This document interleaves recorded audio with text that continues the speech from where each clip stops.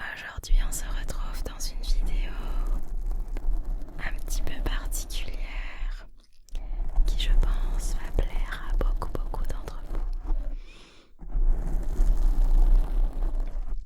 Cette vidéo va concerner les personnes qui aimeraient savoir comment se lancer dans l'ASMR et dans l'ouverture d'une chaîne YouTube ASMR.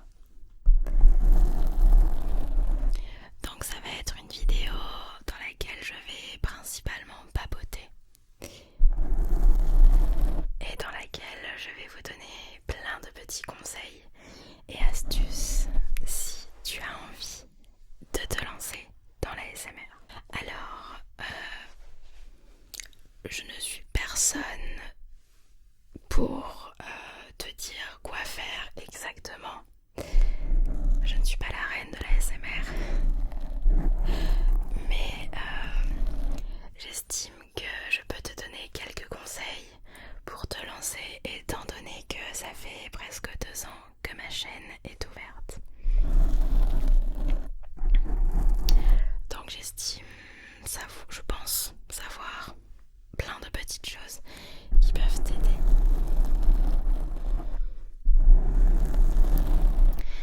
Mais avant toute chose, sache juste que la seule chose qui va faire que ta chaîne sera bien, la chose principale et primordiale, c'est toi en fait, tout simplement. Ce sera tout simplement d'être toi-même, au naturel, sans filtre, sans te faire passer pour quelqu'un que tu n'es pas.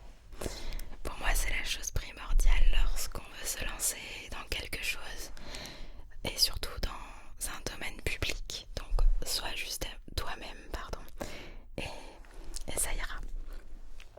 Alors déjà, j'ai tout noté sur mon téléphone.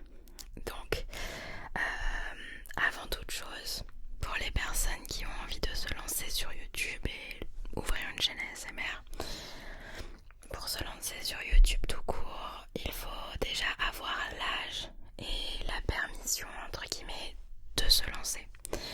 Je dis ça pour les personnes qui sont mineures. Je te conseille sincèrement d'avoir l'avis de tes parents. Je sais qu'il y a beaucoup de parents qui sont contre ça, contre le fait d'afficher publiquement devant énormément de personnes. Et je peux comprendre totalement ça, surtout par rapport à certains âges en fait.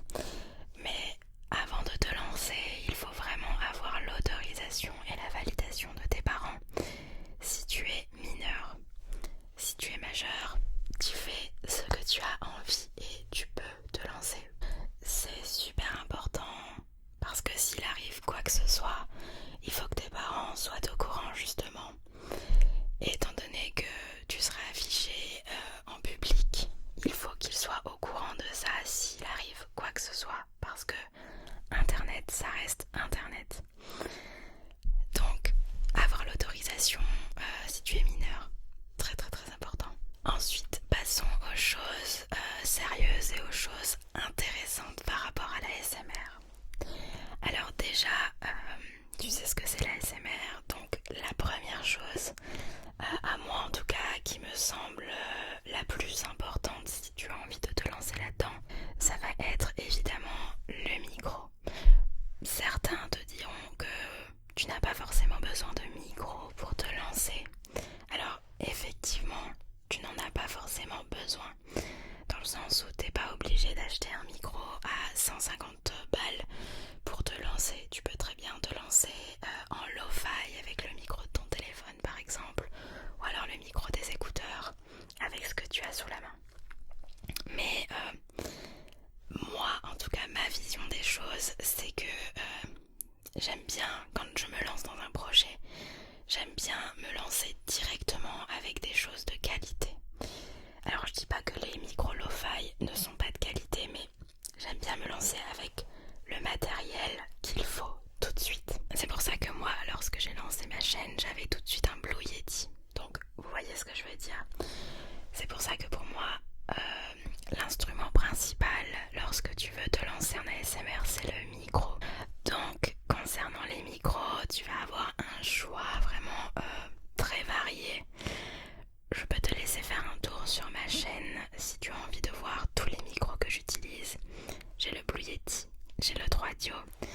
J'ai les deux micros là qui sont les Rode NT1A. J'ai le Tascam DR05 et il y a toute une panoplie de choix de micros. Donc à toi d'en prendre un selon tes moyens, selon ton budget et selon tes envies bien sûr. Pour moi le micro c'est ce qui va faire la différence et c'est ce qui va te donner une qualité sonore, chose qui est très importante dans la SMR, donc je te recommande vraiment de commencer avec un petit micro.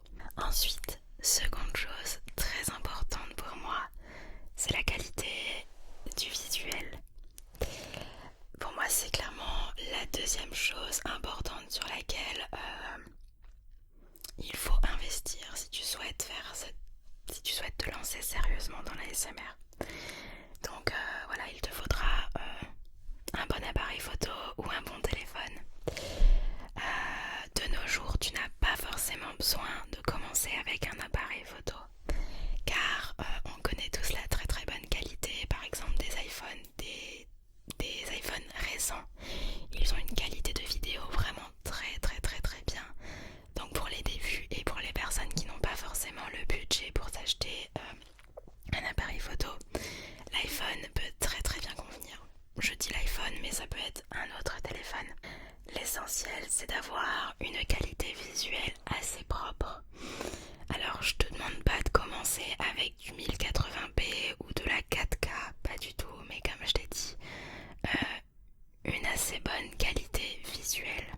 Pour moi c'est très important et c'est ce qui m'attire lorsque je découvre de nouvelles chaînes ASMR par exemple, ou même des chaînes YouTube tout court. Donc à toi de te lancer et de tester les vidéos, l'appareil photo de ton téléphone. Si ça suffit, c'est très très très très bien. Et après, si tu as l'argent pour investir dans un appareil photo, je te conseille pas d'investir directement, comme ça tu auras une qualité un cran élevé et une qualité vraiment vraiment propre, digne d'un appareil photo. Comme troisième conseil et troisième point qui rejoint un petit peu le deuxième, c'est tout ce qui touche la luminosité de tes vidéos. Alors, je te conseille vraiment de partir sur une lumière assez tamisée qui n'agresse pas les yeux. Évidemment, ce sont des vidéos ASMR, donc le but n'est pas de réveiller la personne, mais plutôt de l'endormir. Donc je te conseille de te baser sur des lumières assez douces qui ne viennent pas agresser les yeux. De plus, comme tu peux le voir sur pas mal de chaînes ASMR en ce moment, ce qui est très utilisé, ce sont les LED rose, bleu, vert, jaune, orange, rouge, les LED colorés qui donnent une ambiance vraiment très cocooning, très douce, très calme, et je trouve que c'est juste parfait pour la ASMR. Moi-même j'en utilise beaucoup dans mes vidéos parce que j'adore le rendu coloré et le fait que ce soit, ça reste quand même une lumière assez douce pour les yeux, pour les personnes qui dorment avec de la ASMR. Donc je te conseille vraiment de miser le tout également sur le choix de ta luminosité pour éviter de réveiller les personnes qui regarderont tes vidéos. Une fois que tu as tout ça et que tu as fait tous les réglages qu'il te faut et qui te semblent bien, c'est l'heure de tourner ta vidéo, d'utiliser des déclencheurs que tu aimes bien, de faire des roleplays que tu aimes bien, de mettre en place tes idées. Et après ça, bien évidemment, c'est l'heure du montage. Et le montage, en général, quand j'en entends parler, c'est vraiment quelque chose qui fait chier les gens, clairement. Moi, je crois que je suis la seule à qui le montage ne dérange pas. Je ne sais pas pourquoi, moi j'adore ça, mais il faut savoir que le montage, ce sera quelque chose de très important si tu souhaites te lancer sur YouTube.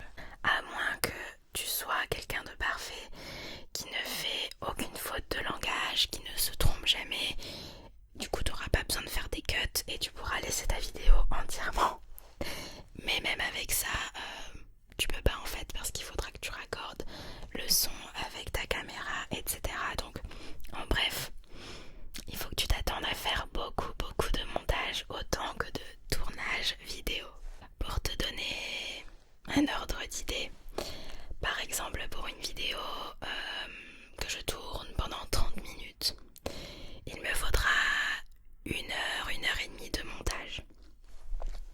que tu puisses te repérer dans le temps à peu près et savoir combien de temps il te faudra de travail. Alors le montage peut être plus facile pour certains que pour d'autres parce que tout dépend avec quoi tu as filmé, avec quoi t'enregistres, etc. Par exemple, pour les personnes qui font une vidéo avec le micro et l'appareil photo de leur téléphone, il n'y aura pas beaucoup de montage mis à part couper certaines parties où tu te trompes par exemple. Mais sinon pour les autres personnes qui enregistrent séparément le son de la vidéo, il faudra forcément un logiciel sur un ordinateur de préférence. Et il faut raccorder le son et la vidéo pour ensuite commencer le montage et couper les parties où tu t'es trompé, où tu as fait une petite pause, etc. Donc ça prendra bien évidemment beaucoup plus de temps que la personne qui filme et enregistre avec son téléphone uniquement. Donc si tu as un appareil photo que tu tournes avec un micro et que tu comptes te lancer dans le montage sur ordinateur, je te conseille de partir sur un bon logiciel plutôt que d'en tester des tout pourris, gratuits, etc. Je ne dis pas que tous les logiciels gratuits sont nuls, mais en général tu n'as pas accès à tout ce qu'il faut pour faire un bon montage. Même si les montages des vidéos ASMR ne sont pas compliqués par rapport à un montage de vlog par exemple non ASMR, mais je te conseille de partir et d'investir sur un bon logiciel de montage. Comme ça tu auras accès à tout et ce sera beaucoup plus professionnel, beaucoup plus qualitatif et tu auras accès à tout, ce sera beaucoup plus simple pour toi. Moi par exemple, les logiciels de montage que j'utilise sont iMovie et Premiere Pro du pack de la suite Adobe.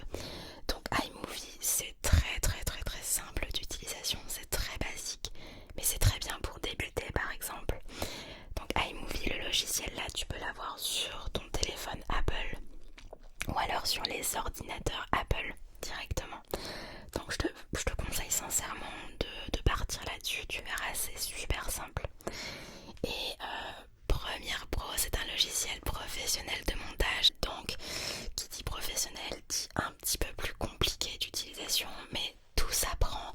En tout cas les bases pour faire du montage de vidéos ASMR, ce sera vraiment pas compliqué, je te l'assure. Il existe également le logiciel Final Cut qui est vraiment bien également, qui ressemble pas mal à Premiere Pro. Bon, je te l'accorde, ces deux logiciels là ont un prix quand même assez élevé, donc c'est un investissement, donc c'est à toi de voir, mais tu peux trouver également d'autres petits logiciels vraiment pas mal et suffisants pour faire du montage de vidéos ASMR. Je te laisse chercher sur internet, mais je pense qu'il y en a vraiment plein à petit prix également qui peuvent être pas mal. Mais en tout cas moi je t'ai donné les logiciels que j'utilise, que je maîtrise et que je trouve très bien. Alors bien évidemment, pour te lancer sur ta chaîne et essayer de fournir du contenu assez régulièrement, il te faudra bien évidemment des idées. Donc il te faudra faire travailler ton petit cerveau au quotidien, mais tu verras, il va travailler tout seul automatiquement parce que tu vas penser à ASMR H24, je te l'assure. Donc il te faudra chercher des idées originales pour te démarquer un petit peu et pour créer un petit peu ta marque de fabrique. Donc n'hésite pas à ajouter ta touche personnelle sur des idées par exemple qui ont été reprises par beaucoup d'ASMR artistes comme les roleplay médecins, etc. N'hésite pas à noter toutes les idées qui te passent par la tête sur un petit carnet ou sur ton téléphone. Tu peux faire comme moi. Moi j'ai 4-5 pages où j'ai plein d'idées dans mes notes de téléphone. Donc à chaque fois que tu as une idée, note-la. Même si dans 2 jours tu la trouves nulle, au moins tu l'auras notée. Et ça se trouve, si tu la relis dans 6 mois, eh bien tu la trouveras bien et tu auras envie de la tourner. Concernant le contenu de ta chaîne, je ne te conseille pas de plagier des idées originales de certaines chaînes ASMR. Tu peux t'inspirer de ce qui se trouve sur YouTube, mais évite le plagiat. Autre chose très importante qui fera partie pleinement de ton aventure ASMR sur YouTube, c'est évidemment les commentaires. Alors tu auras majoritairement des commentaires France, mais j'ai l'impression que c'est partout pareil. La communauté ASMR est vraiment très très bienveillante, très ouverte d'esprit, très drôle, très sympathique et bienveillante tout simplement, pleine d'amour. Donc prépare-toi à recevoir plein d'amour en commentaire, plein d'encouragement, plein d'avis constructifs, des choses qui te feront évoluer, qui pourront te remettre en question peut-être, mais qui te feront évoluer quand même. Et tu te doutes bien qu'il y aura bien un jour où tu recevras un commentaire négatif.